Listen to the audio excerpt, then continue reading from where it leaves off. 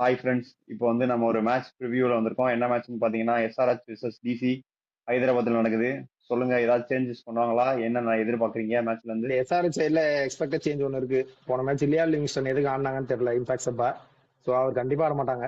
Bad கமின்ஸும் not அவைலபிள்ன்ற மாதிரி பார்த்தேன். So எனக்கு தெரிஞ்சு மதுசங்கா தான் ஆடுவாங்க ஆஸ் யூஷுவல். அவங்க அதாவது எக்ஸ்பெக்டட் மதுசங்கா தான் அந்த மேட்ச்.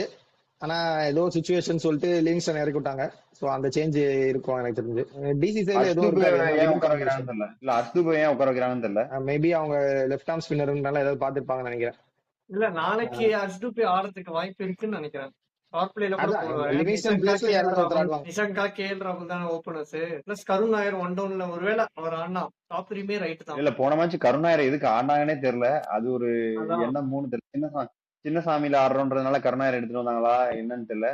இல்ல சம்மர் விசிய வந்து 2 டவுனே மெயின்டைன் பண்ணணுன்றதுக்காண்டி கருணாயிரம் 1 டவுனுக்கு எடுத்து வந்தாங்களான்னு தெரியல. அது என்ன அந்த சேஞ்ச் எனக்கு தெரிஞ்சு அது அந்த பொசிஷனுக்குமே திரும்ப சேஞ்ச் இருக்கும்னு நினைக்கிறேன். டிசில திரும்ப சமீர் விசிய மேல தள்ளிட்டு அசுதோஷ் கீழே ஆடுவாங்கன்னு நினைக்கிறேன். அபிஷேக் புரோல கூட ஆடலாம். சமீர் டூடன் தான் ஆடணும். அபிஷேக் புரோ நல்ல பேட்ஸ்மேன். போன சீசனே நல்ல ப்ராமிஸ் காமிச்சாரு. எதுக்கு அவருக்கு ஒன்னும் ஒரு வாய்ப்பு கொடுக்காம இருக்காங்கன்னு தெரியல. நிதிஷ் ராணாக்கு கொடுத்து பார்த்தாங்க, ஃபுல் ஃபெயிலியர்.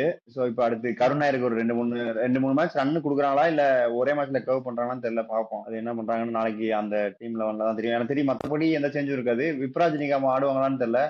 ஏன்னா நபி 2 மேட்சா விக்கெட் எடுக்கல. அக்ஷர் பட்டேல் பரவாயில்ல தானே. இந்த இன்ஜுரி ஆனது போன இல்ல அக்ஷர் பட்டேல் அவைலபிள் தான். அது கிராம்ஸ் தான். சோ அப்ப டீம்ஸ்ல வந்து இந்த சேஞ்ச் தான் இருக்கும். ஒன்னு அர்ஷ்தூபே இல்லாட்டி மதுசங்கா அங்க வருவாங்க. இங்க வந்து கருணாயரே கண்டினியூ பண்ணுவாரா இல்லாட்டி திரும்ப ஏதாவது சேஞ்ச் பண்ணி அசுதோஷ் எடுத்துட்டு வருவாங்களா? அதே மாதிரி விப்ராஜ் திரும்ப வந்துட்டு நபியை வெளியே உட்காரப்பாங்களா என்னன்னு பாக்கணும்.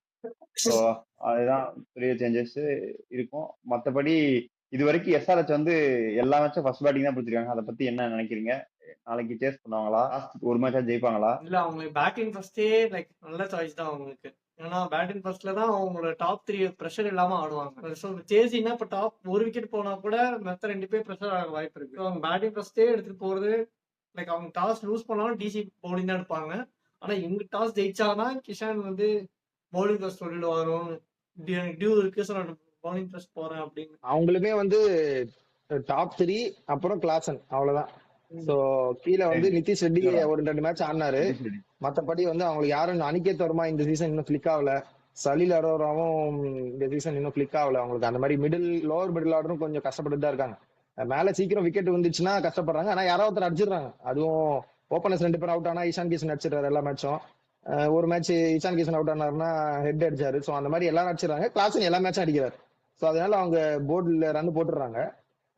சோ பவுலர்ஸும் வந்து ஈவன் தோ இன்எக்ஸ்பீரியன்ஸ் பவுலிங் லைனப்பா இருந்தாலுமே இஷான் கிஷன் ஃபீல்டிங் வந்ததுல இருந்து கூடவே நின்று பேசி அவங்கள மோட்டிவேட் பண்ணி ஒரு மாதிரி வேலை வாங்கிடுறாங்க. வேலை வாங்குற டீமா தான் இருக்கு. ரொம்ப பார்த்த உடனே அவங்க சூப்பர்ப்பா இந்த டீம் அப்படியே வின் பண்றோன்ற சொல்ற மாதிரி இல்ல. ஆனா எல்லாமே ஒர்க் பண்ணக்கூடிய டீம். அவங்கவுங்க ரோல்ஸ் தெரிஞ்சு அவங்கவுங்க கரெக்டா ஒர்க் பண்றாங்க. சோ இன்னும் லோவர் மிடில் ஆர்டர் கிளிக் ஆகல. அவ்வளவுதான் இந்த சைட்ல பாத்தீங்கன்னா. இல்ல நிதிஷ்குமார் ரெட்டிக்குமே ஓரளவுக்கு நல்லா தான் பேட்ல படுது. போன மேட்ச்மே ஒரு வந்து 6 எல்லாம் ஒண்ணு அடிச்சு அனிகேத் வர்மாவும் சலீல் அரோராக்கும் தான் இன்னும் சரியா இதாகல. அது மேட்டர் ஆஃப் டைம் தான். அது திடீர்னு பேட்ல பட்டுச்சுன்னா அப்படியே போயிடும். ஹைதராபாத் வேற பிச்சு வந்து ஓரளவுக்கு பிளாட்டா தான் இருக்கும்.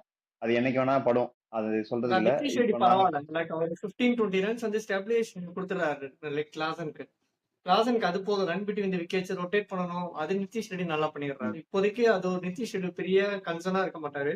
ஆனா சலீல் அரோரா லைக் அனிகேத் வர்மா தான். அவங்க 2 பேரும் நீ மாத்துறதுக்குமே வெளிய பிளேயர்ஸ் இருக்காங்களான்னு தெரியல. நான் இதுக்காக எல்லாம் மாத்த மாட்டேன். அவங்க 2 பேரும் ஆடுவாங்க கண்டிப்பா.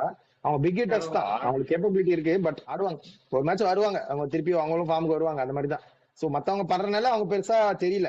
ஓகே தான். அதனால டீமும் ஓரளவுக்கு பெர்ஃபார்ம் பண்ணுது. சோ பெரிய சேஞ்சஸ் எல்லாம் எக்ஸ்பெக்ட் பண்ண முடியாது நம்மளால. சோ டிசி பக்கமா போயிரும். நம்ம நிஷங்கா வந்து ஆன் அண்ட் ஆஃபா பெர்ஃபார்ம் பண்ணிட்டு இருக்காரு. அவர் ஏதாவது இது பண்ண அவர் வந்து நாளைக்கு எப்படி ஃபயர் பண்ணுவாரு என்னன்னு பார்க்கணும். கேஎல் ராகுல் வந்து பேக் டு ரன்ஸ் சின்னசாமியில 50 போட்டாரு. சோ வின் பண்ணி கொடுப்பாரு நினைச்சேன். அந்த இது பண்ணுவாருன்னு நினைச்சேன். ஆனா அதுக்குள்ள அவுட் ஆயிட்டாரு. ஆனா அவரோட இன்னிங்ஸ் தான் முக்கியமான இன்னிங்ஸ். 30 பால்ல 50ன்றது வந்து அந்த ஸ்கோர் சேஸ் பண்றதுக்கு ஈவினிங் மேட்சுக்கு தேவையான ரன் தான் அது. அவங்க மிடில் ஆர்டருமே ஓரளவுக்கு இது பண்ணிட்டாங்க.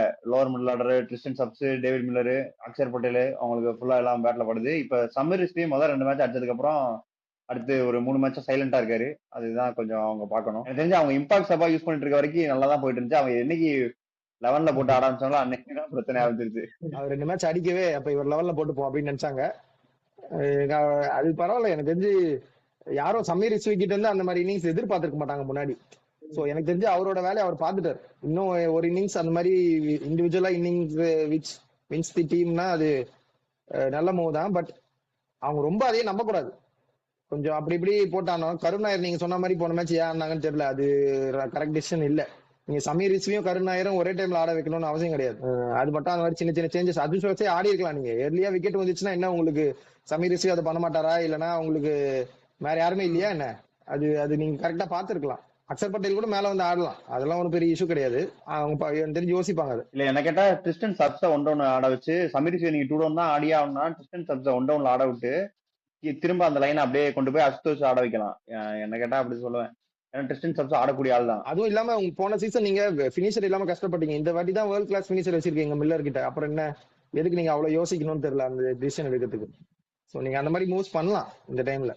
அது என்னன்னா ஜெயிச்சிட்டாங்க. சோ இப்ப அதை பத்தி பெருசா யோசிக்க மாட்டாங்க. எனக்கு தெரிஞ்சு அந்த பொசிஷன்ல தான் ஆடுவாங்க. கருண் நாயர் பொசிஷன் மட்டும்தான் அது சின்ஸ் ஏர்லியா விக்கெட் வந்தனால இம்பாக்ட் செப்பா கொண்டு வந்தாங்க. மத்தபடி இதே டீம் தான் ஆடுவாங்கன்னு நினைக்கிறேன். அவங்க விப்ராஜ் நீங்கமே ஆடிட்டு அவரே ஒன் டவுனா ஆட வச்சிருவாங்க ஃப்ளோட்டர் மாதிரி. பவர் பிளே போய் 10 பால் 12 பால்ஸ் லைக் சுத்திட்டு வான்னு எது கருண் நாயர் பவுலிங் ஆப்ஷனாச்சும் கொடுப்பாரு விப்ராஜ் நீங்க மட்டும். ஆல்ரெடி 6 பவுலர்ஸ் இருக்காங்கடா. நட்டு நல்லா போட்டே 2 ஓவர் தானே போடுறாரு போன மேட்ச். நல்லா இல்ல ஃபர்ஸ்ட் ஓவர் வந்து கொஞ்சம் அடி வாங்கிட்டாரு. 14 ரன் நம்ம போயிடுச்சு. அதனால நிப்பாட்டிட்டு திரும்ப கடைசியா ஒரு ஓவர் டெத்துல போட்டே ஆகணும்னு கொடுத்தாங்க. டெத்துல வந்து வழக்கம் போல அவர் அந்த ஸ்லோவர் ஷார்ட் பால் எல்லாம் ட்ரை பண்ணாம 6 பால் 6 யாருக்காரு வழக்கம் போல அவருக்கு என்ன வருதோ அதை பண்ணாருன்னா சூப்பரா இருக்கும். அதை விட்டுட்டு நான் ஸ்லோவர் ஷார்ட் பால் போடுறேன்னு ஒயிடு போறது அதெல்லாம் கொஞ்சம் அவங்க கணிச்சு அடிச்சிடுறாங்க. யாருக்கர் தான் அவரோட ஸ்ட்ரென்த்னா அதை பேக் பண்ணி போட மாட்டாரு. ஆனா போன மேட்ச் கடைசி ஓவர் போட்டாரு 6 பால் 6 யாருக்கர் நான் அதான் போட போறேன்ட்டு. முடிஞ்சா அடிச்சுக்க அதான் முடிஞ்சா அடிச்சுக்க அப்படின்ற மாதிரி வந்து 6 பால் 6 யாருக்காரு அது போட்டாருனாலே அவங்களுக்கு வந்து உனக்கு ஒரு பக்கம் டெத்துல லுங்கி இங்கிடி ஸ்லோவர் பால் போட்டு இது பண்றதுக்கும் இவர் யார்கார் போடுறதுக்கும் அவங்களுக்கு டெத்துல இன்னொரு ஸ்ட்ராங் ஆயிடும் பவுலிங். ஆனா அங்கேயும் எனக்கு தெரிஞ்சு ஒரு கேஸ் ஆஃப் வீக்னஸ் இருக்கு டிசிலயும். பவர் பிளே பவுலிங் அவ்வளவா இல்ல. முகேஷ் மட்டும்தான் ஒரே பவுலர். ஆகிப் நபியும் வந்து ரெட் பால் பவுலர் தான். ஒயிட் பால் வந்து ரொம்ப அவரு எக்ஸ்போஸ் ஆனது இல்ல. ரெட் பால் நல்லா போடுவாரு, பட் ஒயிட் பால் அடிச்சிருவாங்க அவரு கொஞ்சம். அது இல்லாம பவர் பிளேல 10 ரன் எக்கனாமில போயிட்டு தான் இருக்காரு அவரு. அது தெரியல அவங்க எனக்கு தெரிஞ்சு மறுபடியும் விப்ராஜ் நிகமா எடுத்துட்டு வந்துட்டு அந்த பழைய முதல் 2 மேட்ச் ஆடின அந்த இதுக்கே போலாம் அவங்க. ஏன்னா முதல் ஒரு முகேஷ் குமார், 2வது ஒரு இங்கிடி, 3வது ஒரு முகேஷ் குமார், 4வது ஒரு அக்ஷர் பட்டேல்னு போயிடலாம் அவங்க. அக்ஷர் பட்டேல் பவர் பிளேல போடக்கூடிய ஈஸியா நீங்க 2 ஓவர் போடலாம் பவர் பிளேல. இந்தியாக்கே போடுவாரு ஒரு 2 ஓவர் பவர் பிளே. நீங்க ஜாலியா 5th 4th over 6th over கொடுக்கலாம் அக்ஷர் பட்டேலுக்கு. லெஃப்ட் ஹேண்டர்ஸ் பெருசா நீங்க 2 சைட்லயும் இல்லன்னா அது கொஞ்சம் யோசிக்கலாம் மேபி. ஆனா லெஃப்ட் ஹேண்டர்ஸ் இருந்தா கூட போடலாம்டா. அக்ஷர் பட்டேல் மாதிரி ஜடேஜா மாதிரி எல்லாம் போட மாட்டாங்க. நீங்க அதை வச்சு பேசுறதே வேஸ்ட். இப்போ நம்ம எவ்வளவு சொன்னாலும் யாரும் கேட்க மாட்டாங்க. போன அந்த RR மேட்சே வந்து ரிங்கு கொடை கிளம்பிச்சு ஜடேஜா போட்டு கேட்ச் விட்டான்னு சொல்லிட்டு ஜடேஜா 3 ஓவர் 9 ரன் போறாரு. திருப்பி 1 ஓவர் கொடுத்தா என்ன? அதெல்லாம் எல்லா டீமும் யாருமே போட மாட்டாங்க இப்பெல்லாம். எல்எஸ்ஜிமே லைக் மணிமாறன் சித்தார்த்த போட்டாங்க. ஆரியா என்னதான் போனாலுமே அதேதான் இன்னைக்குமே லைக் மும்பை மேட்ச்லயுமே இவங்க போட்டாங்க. சாட்னர் போட்டான் லைக் வாஷிங்டன் சுந்தருக்கு. சோ இவங்க தைரியமா போடலாம். விக்கெட் 2 பேருமே விக்கெட்டுமே எடுத்துட்டானுங்க. சித்தார்த்தும் லைக் ஆரியாவும் எடுத்துட்டாங்க. சாட்னருமே வாஷிங்டன் சுந்தர் எடுத்துட்டாங்க. ஆனா எப்ப எடுத்துட்டு வந்தாங்க சித்தார்த்த? அதுதானே பாயிண்ட். அதுக்கு முன்னாடி டேமேஜ் முடிஞ்சிச்சு. நீ அவ்வளவு நம்பி இருந்தா நீ அந்த 6th ஓவர் 7th ஓவரே கொடுத்துருக்கணும். மேட்ச் முடிஞ்ச அப்புறமா தான் நீ வேற வழி இல்லை. ஏன்னா உங்ககிட்ட இருக்கிறது 5 பவுலர் தான். நீ போட்டுதான் ஆகணும் சித்தார்த்த எந்த சிச்சுவேஷனா இருந்தாலும். சோ ஆனா சித்தார்த் தானே விக்கெட் எடுத்தாரு. நீங்க மேலேயே போடலாம் அதை. இன்னைக்கும் வந்து நீ என்னதான் நீ வாஷிங்டன் சுந்தருக்கு சாண்ட்னர் போட்டாருன்னு சொன்னாலுமே இன்னைக்கு அப்பயே கேம் முடிஞ்சிச்சு. எனக்கு கேட்டா டாப் 3 போயிட்டாங்க. அதுவும் இல்லாம சாண்ட்னர் நீங்க யாருக்கு வேணா போடலாம். நீ 2 லெஃப்ட் ஹேண்டர் ஆனா கூட சாண்ட்னர் போடலாம். நான் அது தப்பே சொல்ல மாட்டேன். அக்ஷர் பட்டேல் அந்த மாதிரி ஸ்பின்னர் எல்லாம் நீங்க வந்து யாரு பேட்டிங் முடிச்சாலும் கொடுக்கலாம். இப்ப தூபே வந்து முதல் மேட்ச்ல யார் அவுட் ஆகுனா ஜடேஜா தான் அவுட் ஆகுனாரு. ஆனா அதுக்கு அவ்வளவு வாட்டி யோசிப்பாங்க. ஆனா கடைசியில கொடுக்கவும் மாட்டாங்க. அது நம்ம பேசி பிரோஜனமே இல்லை இதுக்கு மேல. அதான் டிசி அந்த மாதிரி சின்ன சின்ன சேஞ்சஸ் வேணா யோசிக்கலாம் அவங்க. பட் ஆனா எனக்கு தெரிஞ்சு இதே காம்பினேஷன்ல தான் போவாங்க. ஏன்னா விப்ராஜ் நிகம் ஒரு 3வது ஸ்பின்னரா ஆடுறாரு அந்த டீம்ல. ஆகிப் நபி ஒரு பேசரா ஆடுறதுனால அவரு கொஞ்சம் ப்ரிஃபர் பண்றாங்கன்னு நினைக்கிறேன். ஆகிப் நபியுமே பேட்டிங் ஆடுவாரு. சோ உங்களுக்கு அந்த இல்ல விப்ராஜ் நிகம் 3வது பேசரு. ஆகிப் நபி அவங்களுக்கு 4வது பாஸ் பவுலரு. அப்படி பாக்கணும்ல நீ. இல்ல எனக்கு தெரிஞ்சு நிகம் நாளைக்கு ஆடிடுவாங்கன்னு நினைக்கிறேன். ஏன்னா பவர் பிளேல அக்ஷர் சூஸ் பண்ண மாட்டாங்க போடுறதுக்கு. வேணுட்டே 3 லெஃப்ட்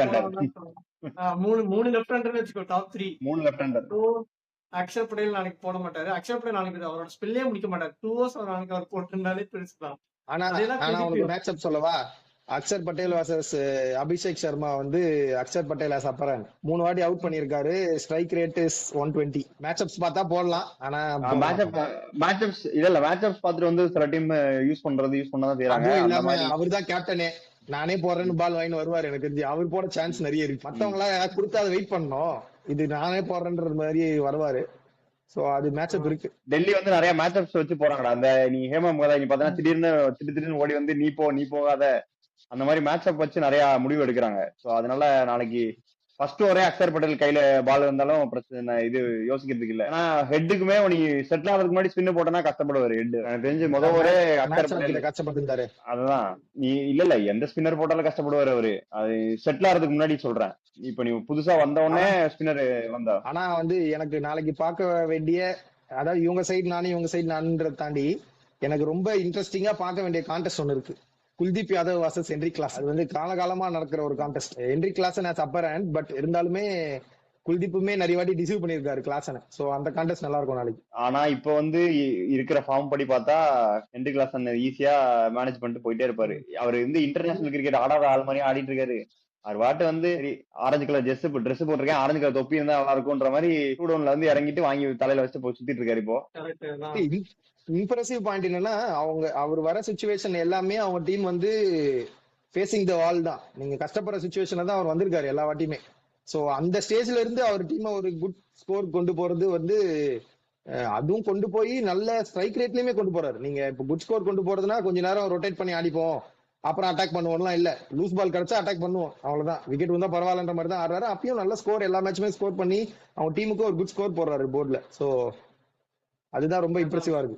ஸ்பின்னுக்கு அகைன்ஸ்டா அவர் பயங்கரமா நல்லா ஆடுறாரு. லைக் முன்னாடி எப்படி போன டெக்கெட்ல கிரண் போராட் ஸ்பின்னுக்கு அகைன்ஸ்ட் அவ்வளவு பவரா இருந்தாரு, அதே மாதிரி கிளாஸ் எந்த ஸ்பின்னர் இருந்தாலுமே அடிக்கிறாரு. ஆஃப் லெக் ஸ்பின்னரிஸ்ட் லைக் பெருசா அவர் கண்டிக்கிறதே இல்ல. அவரு இடத்துல பால் விழுந்துருச்சு, ஆர்க்ல விழுந்துருச்சுனாலே அடிச்சிடறாரு.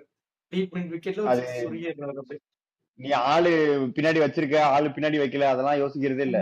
என் இடத்துல பால் வந்துச்சுன்னா நான் என் ஸ்ட்ரென்த்தை பேக் பண்ணி அடிக்கிறேன்றதுதான் அவரோட கேமாவே இருக்கு. அது வந்து பயங்கர பாசிட்டிவ் தான் எஸ்ஆர்எச் பொறுத்த வரைக்கும். டிசிக்குமே வந்து அந்த அந்த அந்த இதுல தான் மில்லருமே இருக்காரு. சோ அவருக்கும் நல்லா படுது அந்த ஒரு மேட்ச், அந்த ஒரு இன்னிங் ஒரு ரன்னுக்காக நம்ம சொன்னாலும் அதை தவிர மீதி எல்லாமே எடுத்து பாத்தீங்கன்னா மில்லர் எக்ஸலன்ட் பினிஷரா இருந்திருக்காரு இந்த சீசன்ல. சோ அவங்களுக்கு தேவையான ஸ்பாட்ல கரெக்டா பினிஷ் பண்ணி கொடுத்திருக்காரு. சோ இது ஒரு நல்ல கான்டெஸ்டா இருக்கும் நிஜமாவே. நாளைக்கு ஒரு நல்ல த்ரில்லிங்கான மேட்ச் எதிர்பார்க்கிறோம் நாங்க. ஒரு ஹை ஸ்கோரிங், எப்படியும் 200 ரன்னு போட்டு 200 சேஸ் பண்ற அந்த மாதிரி மேட்சா தான் இருக்கும் நான் நினைக்கிறேன். ப்ரெடிக்ஷன் போயிடுவோம். பக்தா வந்துட்டு டிசின்னு சொல்லிட்டு போயிட்டாரு. நீங்க 2 பேரும் சொல்லிருக்காரு. சோ இப்ப நீங்க 2 என்ன சொல்றீங்க? அவன் கிட்ட வந்து நம்ம 2 சொன்னதுக்கு அப்புறம் ஆப்போசிட்ல சொன்னா உட்கார்ந்து இருக்கான். இல்ல நான் வந்து எஸ்ஆர்எச் தான் சொல்ல போறேன். எனக்கு இது ரொம்ப டஃப் காலா இருக்கு. 50-50 அந்த மாதிரி இருக்கு. ஏன்னா ரெண்டுமே நல்ல டீம் தான். ஆனா நாளைக்கு கான்டெஸ்ட்ல பாத்தீங்கன்னா நானே எஸ்ஆர்எச் சைட் போலாமான்னு யோசிச்சுட்டு இருக்கேன். நான் வந்து எஸ்ஆர்எச் தான் சொல்றேன். ஏன்னா எனக்கு இல்ல டிசியோட பேட்டிங் விட நான் டிசியோட பேட்டிங்ல எஸ்ஆர்எச் பேட்டிங் மேல நம்பிக்கை வச்சு நான் எஸ்ஆர்எச் சொல்றேன். ஏன்னா அவங்க வந்து விக்கெட் போனா கூட ஸ்டெபிலைஸ் பண்ணி 200 ரன் ஈஸியா தாண்டிட்டு போயிடுறாங்க. எனக்கு தெரிஞ்சு 175 கொஞ்சம் கஷ்டப்பட்டு தான் சேஸ் பண்ண மாதிரி இருந்துச்சு டெல்லி அந்த பெங்களூர் இதுல. இவங்க வேற பவுலர்ஸ் வந்து ஓரளவுக்கு டீசெண்டா பெர்ஃபார்ம் பண்றாங்க. இப்போ புதுசா 2 பேரை எடுத்துட்டு வந்து பிரபுல் இஞ்சே போன மேட்ச் ரன் கொடுத்தா கூட திரும்ப வந்து விக்கெட் ஓப்பனிங்ல விக்கெட் எடுப்பான்னு தோணுது. நாளைக்கு மேட்ச்ல ஸ்விங் ஆயிடுச்சுன்னா, ஏன்னா அன்னைக்கு ஸ்விங் ஆகி 10 நிமிஷம் சீக்கிரம் அவுட் ஆயிட்டாரு. அதுக்கப்புறம் அந்த 2-3 பேட்ஸ்மேன் சீக்கிரம் அவுட் ஆயிட்டாங்க. ஒரு 200 மேல ரன் இருக்கப்போ ஒரு 2-3 பேர் சீக்கிரம் அவுட் ஆனா எப்படி ஆடுவாங்கன்னு தெரியல டிசி. அதனால நான் வந்து எஸ்ஆர்எச். செகண்டரி இவங்களும் வந்து பவர் பிளேல அவங்களை அட்டாக் பண்ற பவுலர்ஸ் இல்லையோன்னு எனக்கு தோணுது டிசி சைட்ல. ஏன்னா எல்லா டீமுமே ப்ரிப்பேர்டா வருவாங்க. அபிஷேக் சர்மாவும் டிராவிஸ் ஹெட்டும் அட்டாக் பண்றது நிறுத்த ட்ரை பண்றதுக்காக.